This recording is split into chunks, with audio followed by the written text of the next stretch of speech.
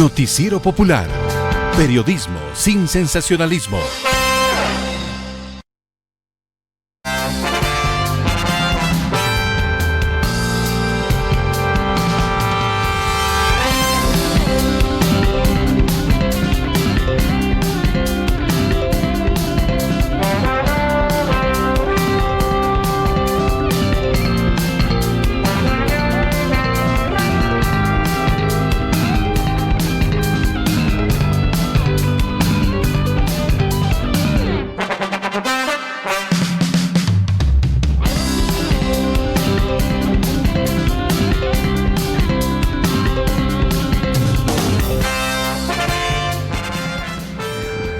Once de la mañana con 53 minutos, acabamos de escuchar el mensaje del presidente a la nación.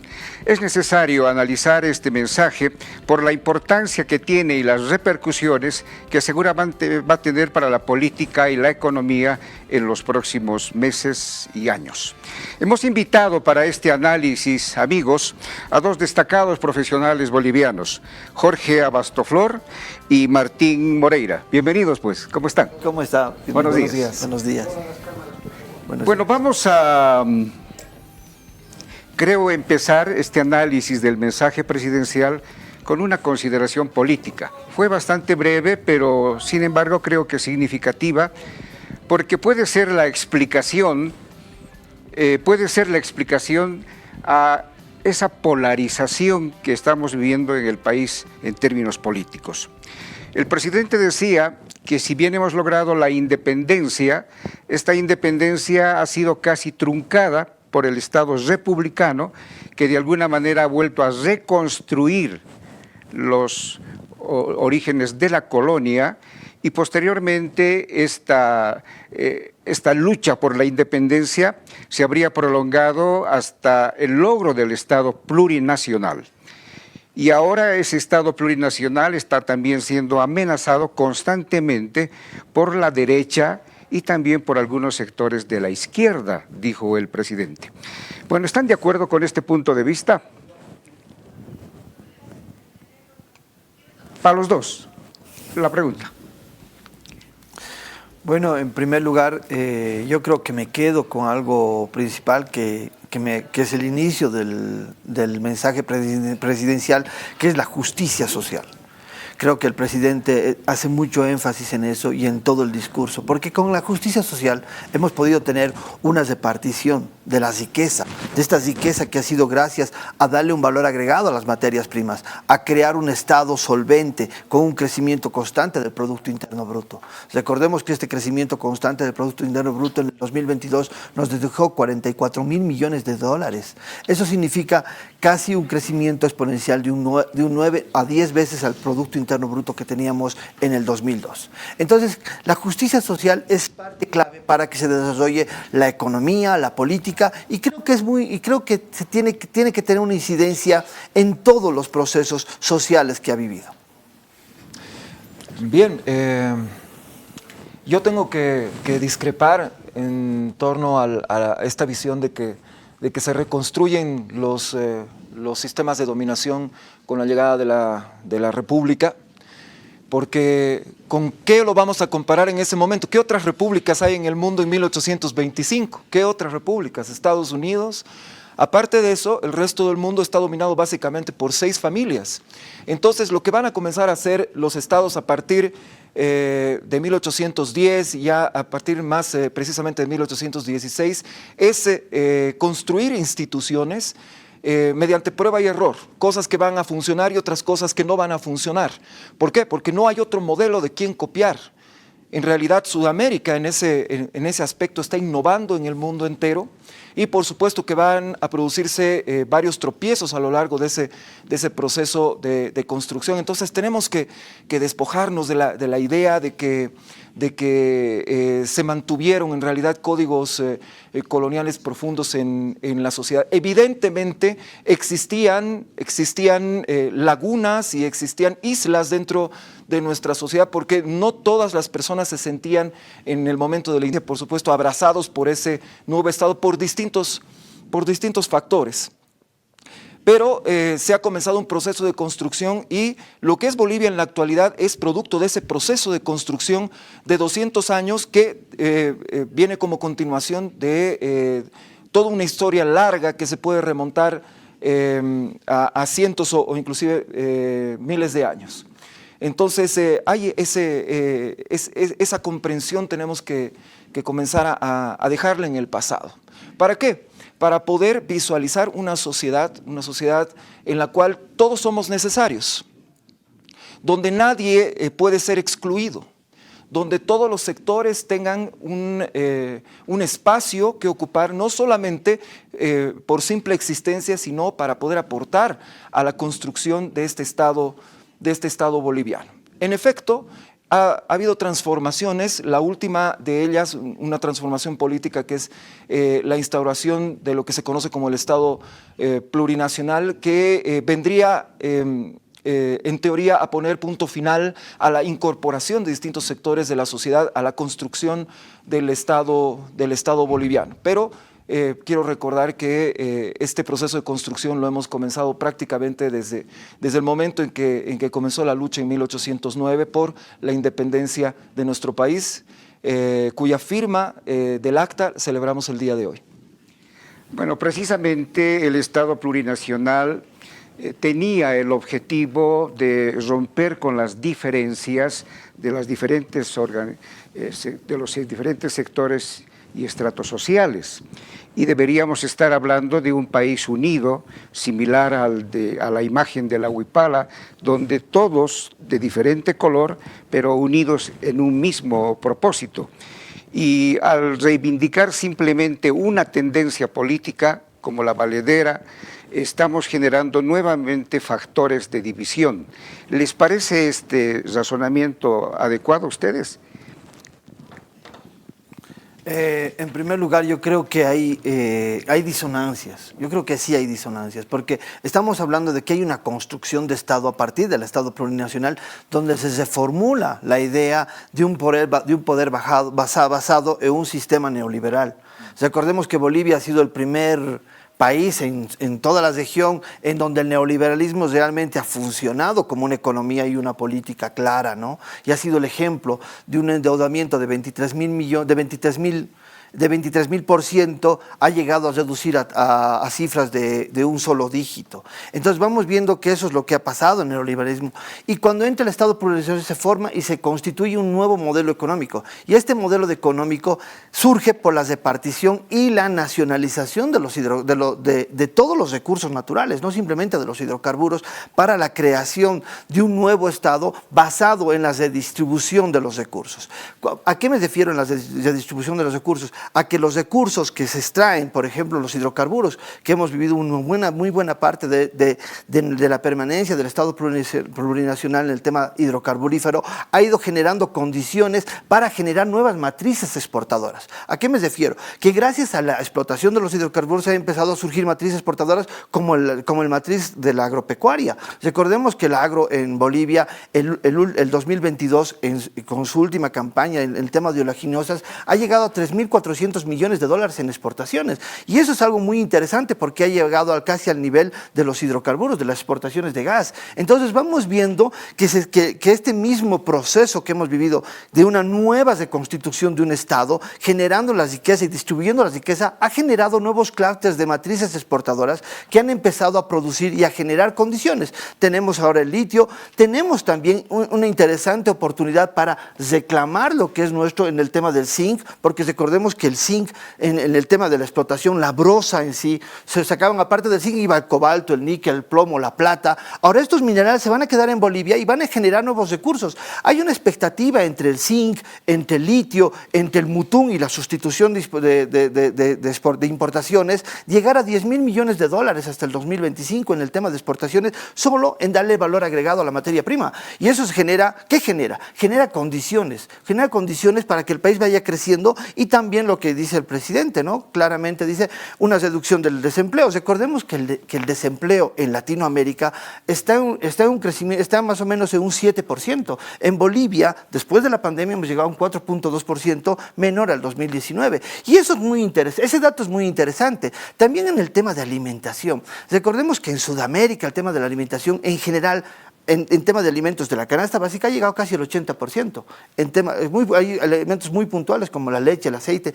Por ejemplo, en el tema de carne vacuna ha llegado a 93% en el caso más extremo, que es el caso de la Argentina. Entonces vamos viendo que en Bolivia el crecimiento entre estos alimentos, la leche, el huevo, el aceite, la carne vacuna, la carne de pollo, no ha superado el 3%.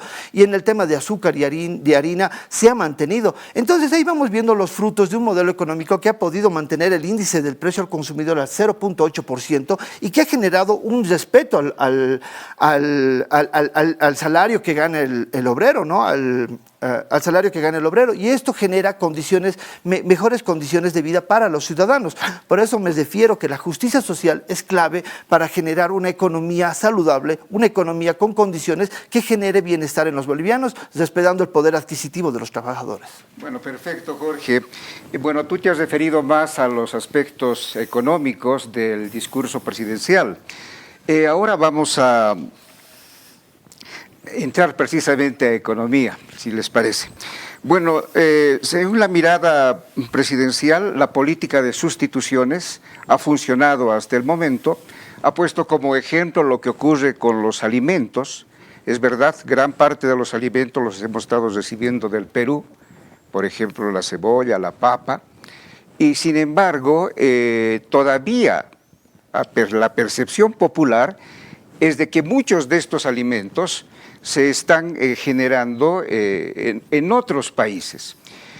Y la ama de casa, cuando asiste al mercado o al supermercado, puede evidenciar que efectivamente en el rubro alimentos ha habido un incremento de precios, que no es el ingreso el que alcance ahora para comprar esta canasta básica.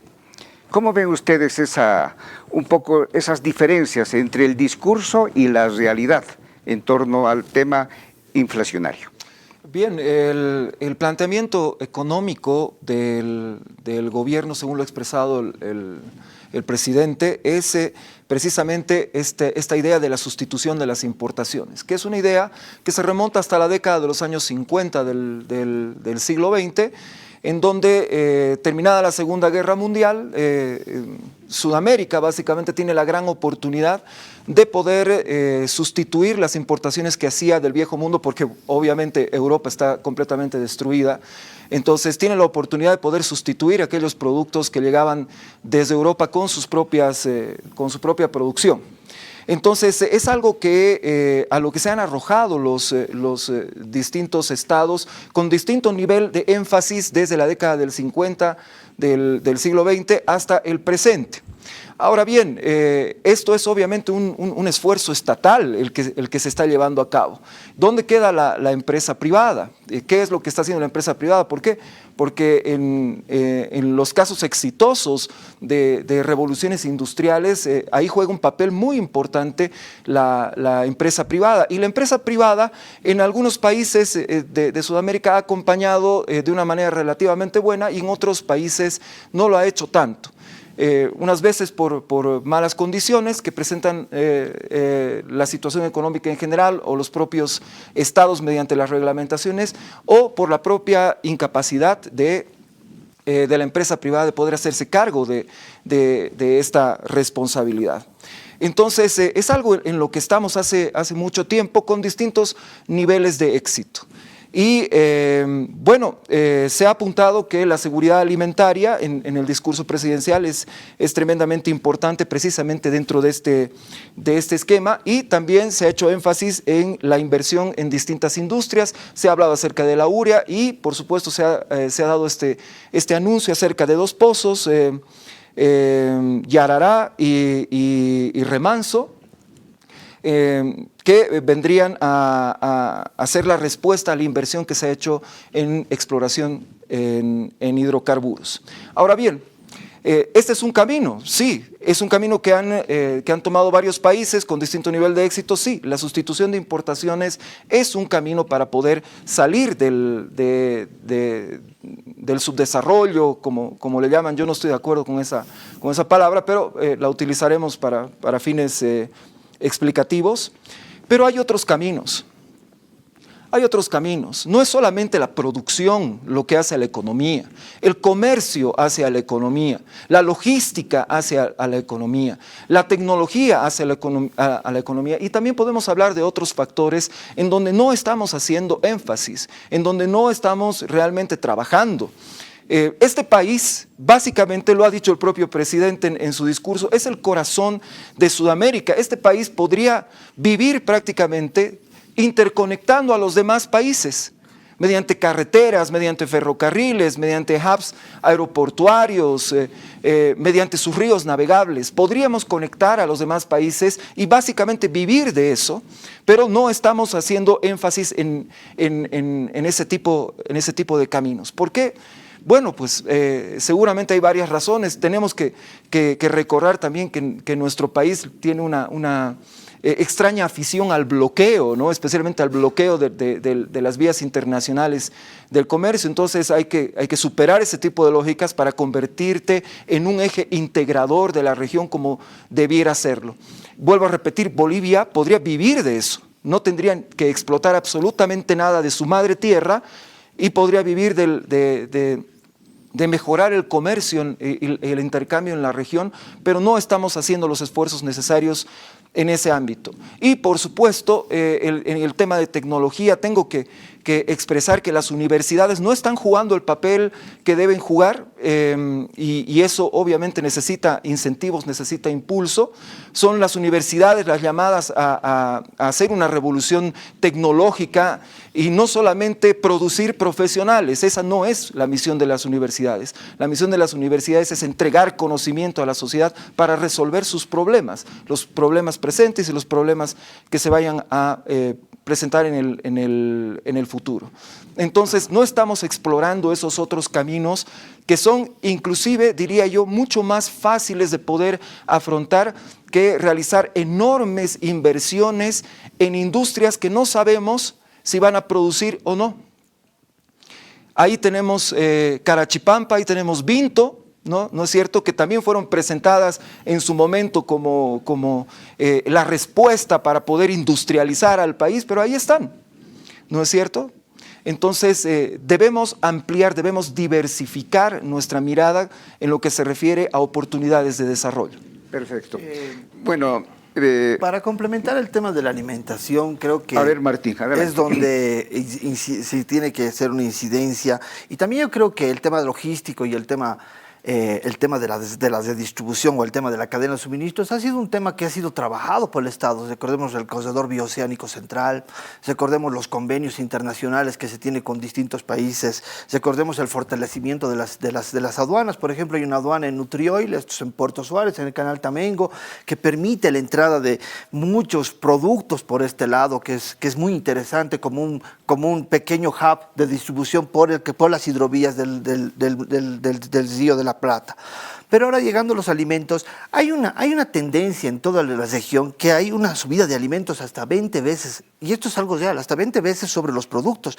En el tema, por ejemplo, del huevo, 108% ha subido el huevo en toda la región. Estamos hablando de que realmente la incidencia de la subida de alimentos no es una cosa que solo se vive en el país, sino se vive a nivel regional. Pero cuando nosotros nos vamos centrando en lo que es el país, por ejemplo, vamos viendo que nuestra incidencia en la alza de los alimentos ha crecido menos de un 3%. Y eso sí hay que ver como un dato alentador y real, porque estamos viendo que el modelo económico bajo un control del mercado interno, una inyección de productos directamente al aparato productivo a través de las subvenciones.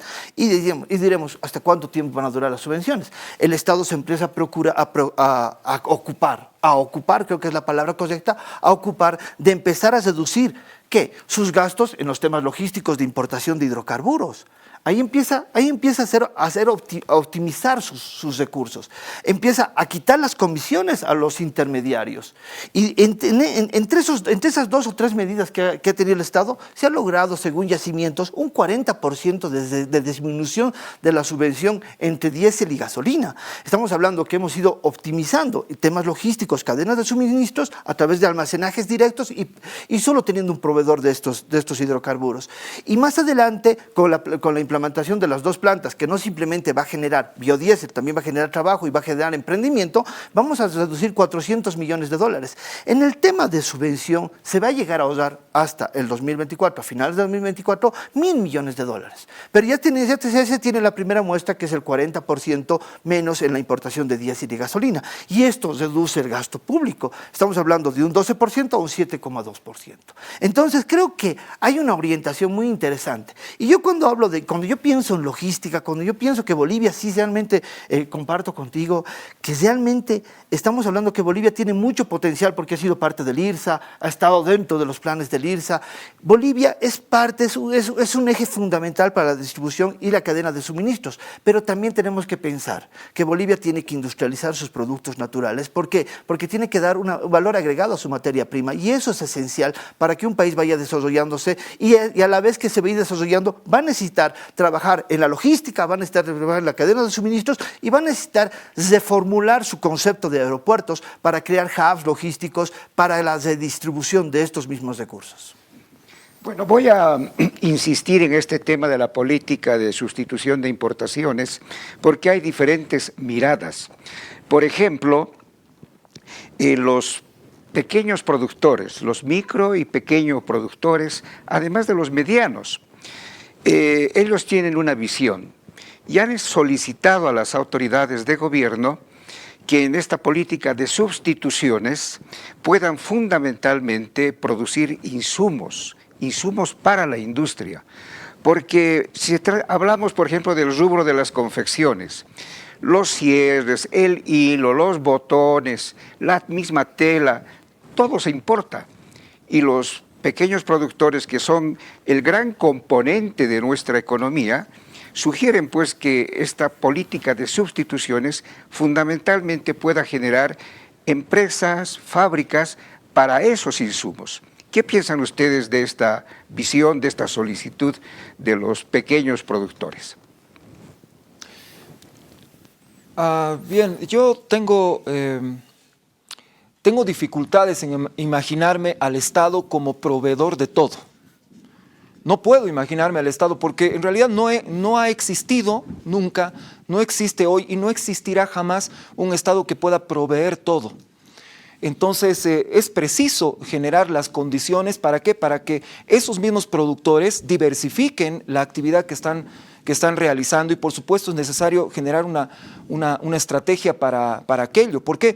Porque fundamentar este tipo de economía en el esfuerzo que pueda hacer el Estado siempre va a ser de corto plazo. El Estado no puede subvencionar una actividad económica cualquiera que sea esta de forma permanente. Eso lo ha demostrado la historia, eso lo ha demostrado nuestra propia realidad.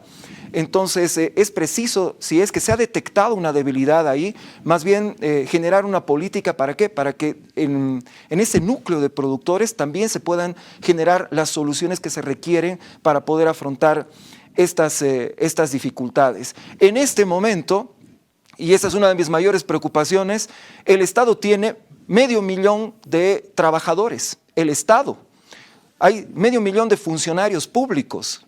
Es decir, generar una nueva cadena de producción de abastecimientos que le vamos a aumentar 50,000, 100,000 trabajadores más al Estado, que el Estado ya no tiene además la capacidad de sostener ni en este momento ni en el futuro cercano. Nos estamos prestando dinero para sostener ese nivel de burocracia.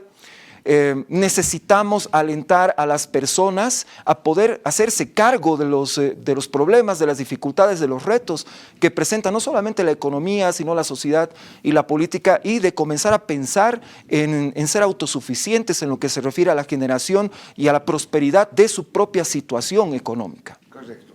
¿Tú ¿Piensas lo mismo, Martín, que el Estado, en vez de producir, pueda alentar a los privados a generar ese tipo de industrias que necesita pues la economía boliviana?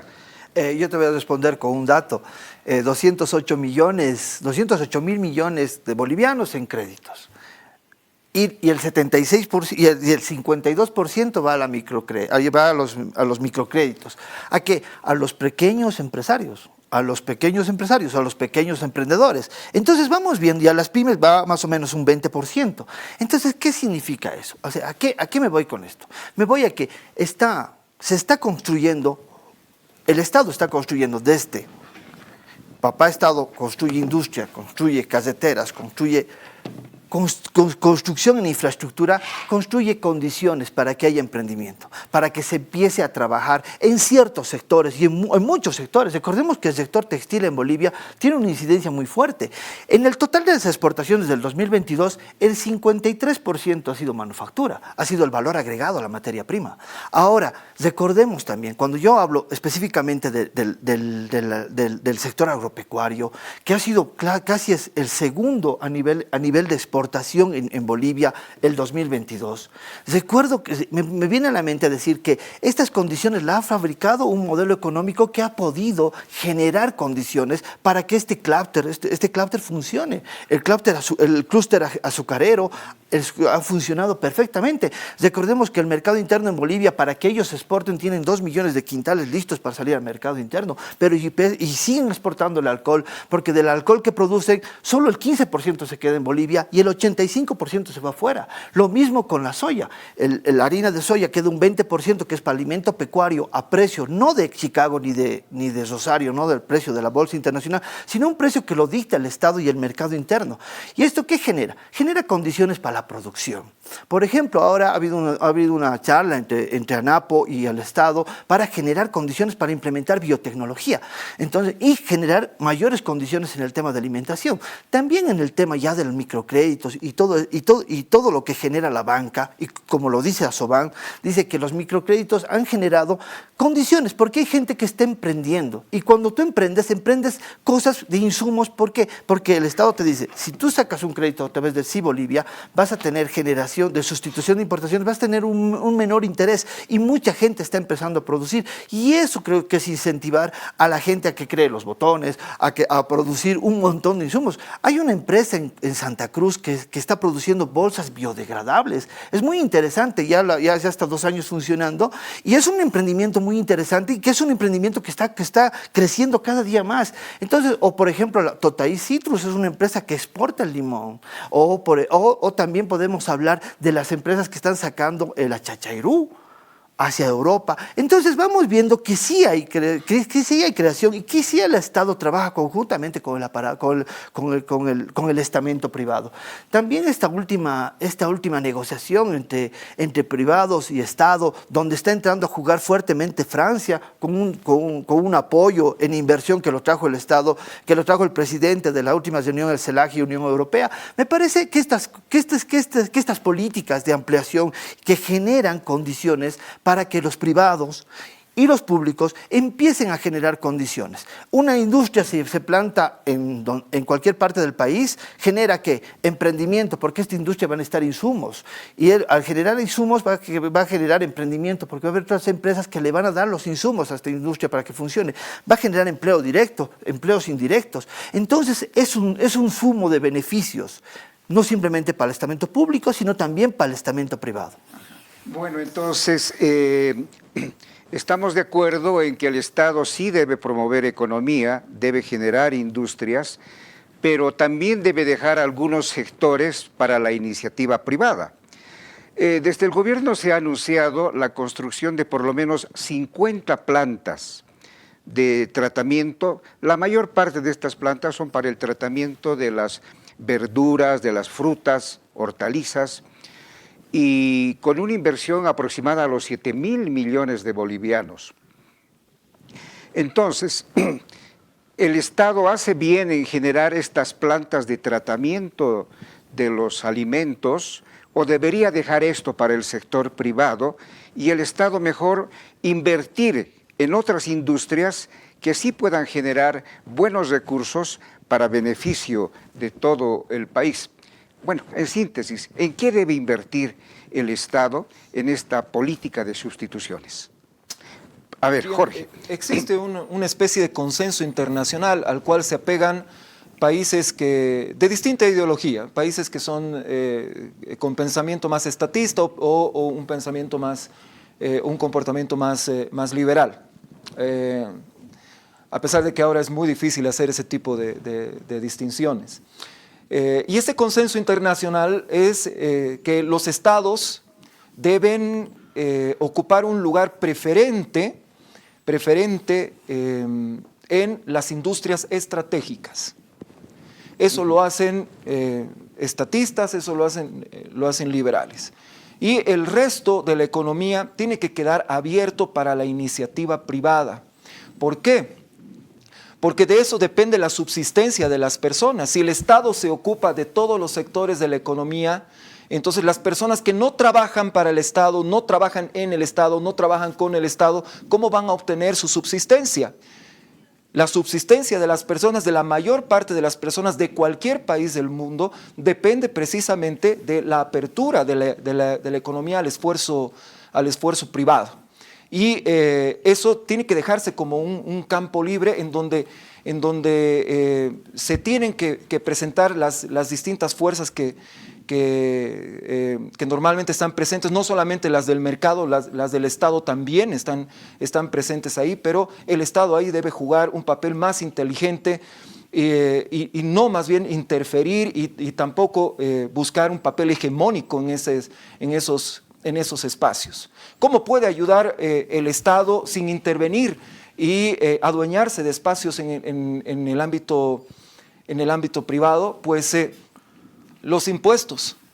Bolivia sufre un terrible problema de impuestos. Es uno de los peores países en lo que se refiere a su sistema impositivo. En eso tenemos que trabajar intensamente. Ese es uno de los grandes problemas que tiene nuestro país para que el esfuerzo privado pueda prosperar y también pueda haber inversiones extranjeras que se afinquen en territorio boliviano de una forma benigna.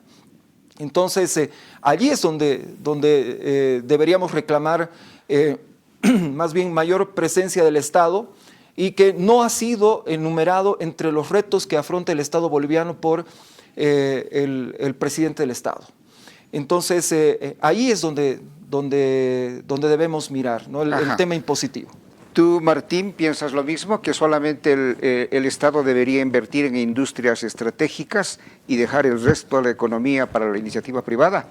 Creo que la incidencia de este Estado, del Estado que lo maneja Luis Arce, Catacora, tiene una incidencia muy fuerte en las industrias, en las empresas estratégicas. Tenemos litio, Mutu, yacimientos, urea, entre otros, ¿no? Tenemos la energía eléctrica, 4.8 millones de dólares, la exportación, ¿no ves? Ende. Pero ahí hay una incidencia. Pero ¿dónde ha empezado el Estado a trabajar en el tema de cítricos, verduras, frutas? Donde no había una participación real del privado, porque el privado nunca se animó a participar en estos lugares donde realmente se necesitaba una implementación de una industria. Yo creo que todos estos sectores que han sido beneficiados con la creación de esto están generando condiciones para que los privados, que en este caso son los productores, empiecen a tener un lugar donde procesar sus productos y donde que les genere un mercado externo para poder exportar, su mercado externo y interno, por supuesto. Pero esa es la condición de la industria que plantea el Estado. Creo que es una condición no de apropiarse, de ir, no, yo voy a plantar, no, yo voy a procesar, no, yo voy a completar mis camiones y los voy a llevar a la industria. Creo que no esa es la política del Estado. El Estado solo genera condiciones para que este productor pueda llevar su producto directamente a la industria y esta industria le pueda generar mercados y le pueda dar un valor agregado a este producto. Hay una cosa muy interesante, digamos, en esto. Yo veo el clúster, por ejemplo, cruceño, veo el tema de la carne. El año pasado a China solo hemos vendido 102 millones de dólares entre carne congelada y hueso, entre carne congelada sin hueso. Estamos hablando de que ¿quién ha generado un mercado? O sea, genera el Estado. ¿Quién ha generado las condiciones para que los pecuarios generen todo este clúster y generen esta carne de buena calidad? El Estado. ¿A través de qué? Cupos de exportaciones.